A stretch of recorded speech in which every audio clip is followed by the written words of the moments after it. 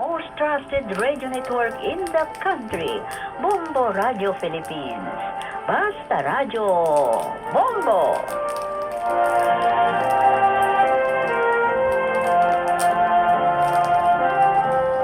Cebuana, Alvin Richards po. Narito na ang Mega Ponalo Raffle Promo. Over 20 million pesos worth of prizes ang ipamimigay. 9 brand new cars at 45 motorcycles sa Grand Draw. May 770 weekly winners pa ng 1,000 pesos. Mega Ponalo, mega saya. Kaya magsangla na sa Cebuana Luwilier mula September 1 to November 30, 2025. DTI Fair Trade Permit number FTEB 235383, series of 2025. Supervised by the Bangko Sentral ng Pilipinas. Ito ang Bombo Radio Philippines. Fully digitalized. Numero 1 sa balita, komentaryo, drama at serbisyo publiko. Bombo Radio Philippines. Bombo Radio Philippines. Unmatched. Number 1 and most trusted source of news and information. Sa Radio Bombo!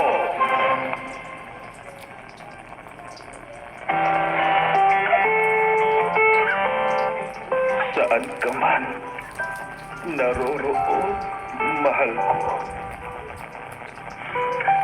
Mananatili ang buhay sa aking puso. Ramdam kita sa bawat sandali.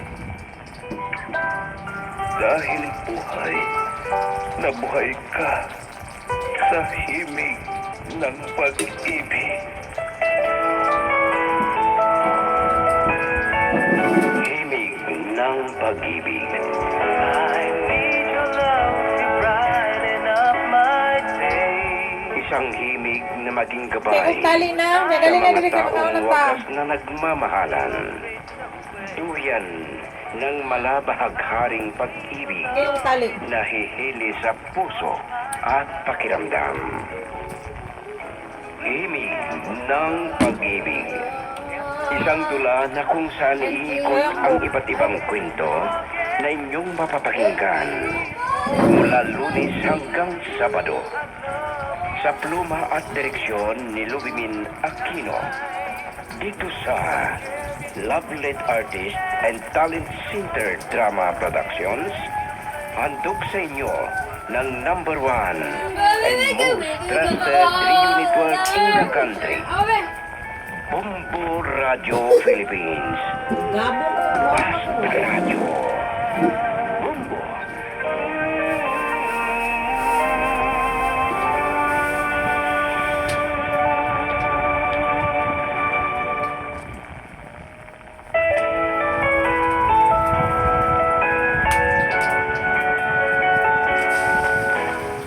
Ang nakaraan, sinabi lahat ni Chideng ang narinig niya na pinagsasabi ni Jack sa mga kasama niyang naginuman. Pinag-iingat niya ang dalaga. Baka ano pa ang iniisip ng binata na gagawin sa kanya. Lalong lumaki ang hinala ni Alice na may kinalaman ng binata sa kalunos-lunos na nangyari sa kanyang mga magulang. Nagulat si Jack ng isang araw na dumating ito dahil may security guard na sa bilya. Sinita nito si Alice pero wala siyang nagawa. Nabahala na din sina Chideng at Damaso. Baka kung ano ang masamang gagawin ulit ni Jack sa bilya. Samantala, buo ang plano ni Jack na gagawin ang lahat na paraan para siyang magkahari sa bilya ni na Alice. At ngayon, narito ang karugtong ng isang linggong kwento na ating pinabagatang Hustisya. Dito sa ating tula, Himig ng Pag-ibig. I've loved you for a long time. Hello, Reg. Chuck, nasaan ka ba? Papunta na ako dyan sa inyo. Nabuwisit ako at gusto ko ng magsunog ng bato. May masamang balita ha? Ano yan? Nahuli si Niboga. Ano? At Mabuti na naman. Isa pa lang asset ng polis ang pagbebentahan sana ng Cebu. Ano? May nagmamasid pala sa atin. Ha? Sige, pumunta ka na sa ispa nating hideout. Pag-uusap tayo kung ano ang mabuti natin gawin. Sige. Bye. Bye. Masama ito. Hindi. Hindi ako pahuhuli sa mga pulis kung mag-grade sila. Marami pa akong gustong gawin. Hindi pwede na mabigo ako na maging may-ari ng buong asyenda ni Alice. Lalo na sa lahat. Kailangan Hala ka na, mautdan ka. Hala ka diha. ang babae niyo.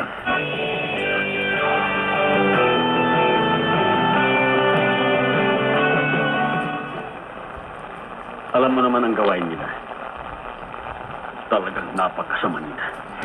Oo.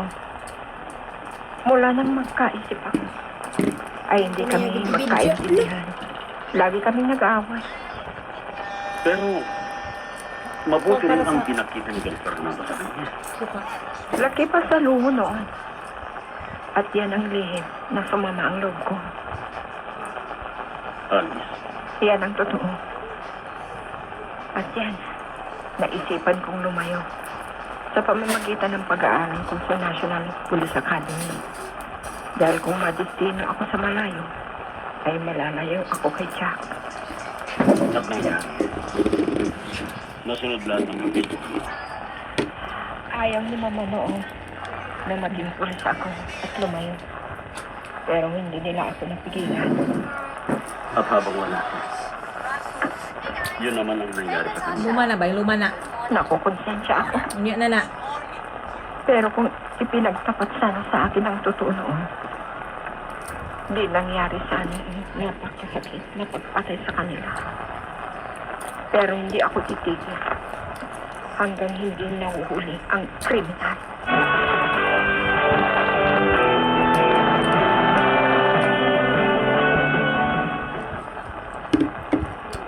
Kailangan na mag-ingat ka lang, Alice.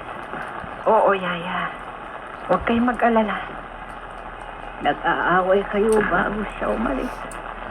Opo, dahil kinukuha niya ang kanyang mana. Ano?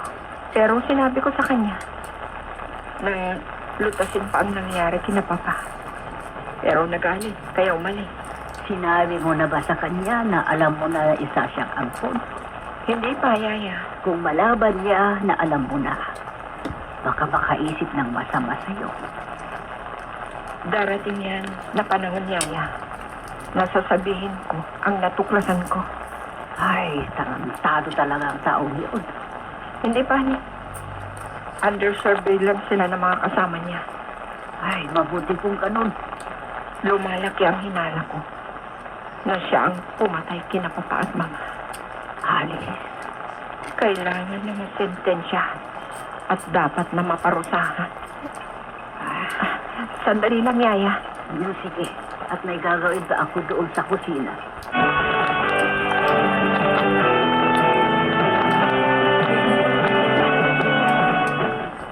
Mabuti kung ganun, sir. Oh, you got power. O sige, pupunta ako dyan. Gusto ko naman na makausap ang barkada ni Jack. Sige, sir. Salamat sa impormasyon. Sige, sir. See you Sige, later. sir. Bye. Okay, sir. Nagmamatigas pa ang loko doon.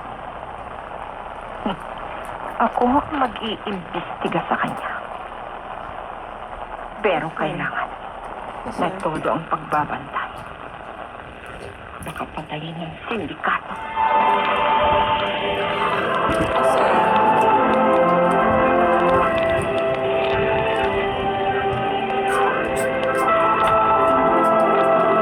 Kasama naman niya si Marvin. Marvin, ang trabaho ng Marvin. Sa bilan ng pulis. Duty man si Marvin, Dahil di ba? may nahuli na kasamahan ni Jack. Ay, sana naman mahuli na ang kriminal, Damaso. Natatakot na ako. Wala kang Uy ka. dapat katakutan. Maliban na may security card, may kasamahan si Alice na gaya niyang pulis. Pulis ba ang kasama niya? Akala ko kaibigan lang. Yan ang nalaman ko kay Barbie. Ayan, tako na. May mission daw sila dito. Ay, Oh, oo, at hindi nila sinasabi na siya ay pulis. ganun ba? Ay, mas mabuti kung magtagal pa dito si Alice. Ipinangako niya na hindi siya aalis hanggang malutas ang nangyari sa mga magsinagda. Pag-uusap namin niya. Nakukonsensya siya sa nangyari sa mga magulang niya. Bakit naman siya makukonsensya? Eh, totoo na. Ayoko noon. Tuwing mag-away sila ni Alice, parang mas ayunan pa nila si Jack. Yan ang napansin ko noon. Kaya nagdesisyon si Alice na lumayo sa pamamagitan ng pag-aaral niya maging pulis. Para mapalayo lang siya kay Jack. Ganyan pala. Pero ang sabi niya, kung maaga lang na nalaman niya na ampun lang pala si Jack, ay hindi sana siya lumayo. Lumayo. Wala siyang kasalanan Kapangit ba niyo magtagalog? Lumayo. Mali din si senyor. Oo, nakita rin niya yan. Pero ang malaking kamalian nila ay ang pag-ampun nila kay Jack. Hindi na nila nahintay na magkaroon sila ng sariling anak.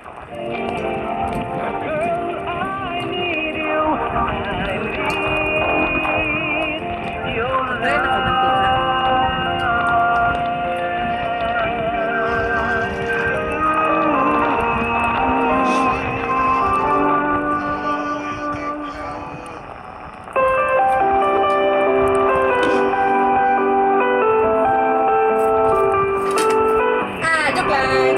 Joke lang, boy. Lumalaki ang posibilidad na si Chuck ang nasa likuran lang ng nangyari ka na pagpapamuha ka ng korason.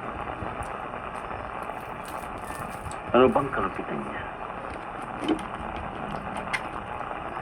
Ano ang kasalanan ng mag-asawa? Pero, kung si Chuck ay nasa impluensya ng bawal na wala siyang matinong pag-iisip. May nahuli daw na kasamahan ni Chuck. Talaga palang gumagamit sila ng bawal na kaman. At baka pusher pa ang mga walang iyak.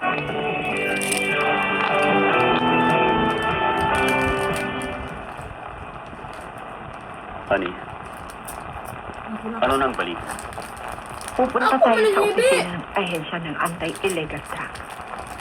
Gusto Sige kong mo? makita ang May nasa pangalan ni mo? watch list Oh! kung kasama doon si Jack. Nagtapat ng mga kasama. GK. Oo. Totoo. Na gumagamit sila ng ipinagbabawal na gamot. Pero hindi ipinagtapat kung sino ang supplier nila. Iyon ba yung shabupin na sinasabi mo? Ganun na nga. Hindi nga ako nagkamali. Isang malaking sindikato ang mga may hawak sa kanila. Ganyan din ang sabi ni Happy. At yan pa ang nasa National Police. Talagang talamak ang bawal na droga. Kahit may kampanya kontra droga. Paano titigil kung may matataas na opisyal na nababalita na nasa likuran ng bagay na yan? Salamat siguro sa mga... Wala pa ba si Chuck, Yaya Jeden? Ang dami ng tulong. Wala pa nga. Kunso? Eh, mula nag-umalis, hindi pa bumalik. Baka takot siyang bumalik dito. Bakit naman? Dahil nahuli ang isang kasama niya na nagbebenta ng bawal na droga o kaya shabu. At positibo, hindi lang niya ipinagtapat kung sino pa ang mga kasama niya. Pero wala nang pupuntahan kung hindi magtapat din yun. Ibig mong sabihin, Kahit si Jack, gumagamit din ng bawal na gamot. Yan ang hinala namin, Yaya. Hindi ba peligro ang taong gumagamit ng bawal na gamot? Dahil sila ang lagi na mainat na gumagawa ng napakalupit na krimen. Oo, Yaya. Kaya ang hinala ko na nakadrag si Chuck noon nang patayin niya sina Mama at Papa. Peligrong tao. Uy! At huwag siya makakamali Ay na. na gumawa pa ngayon ng masama dahil may hangganan siya. Ay, mag-ingat ka. Baka ikaw pa ang isunod niya. Dagan! Lalo pa at hindi mo pa ibinigay ang mana na hingi niya. Wala kahit sino na makukuha niya, Yaya. Hugas plato! Dahil naniniwala ako na mabubulok siya sa bilang.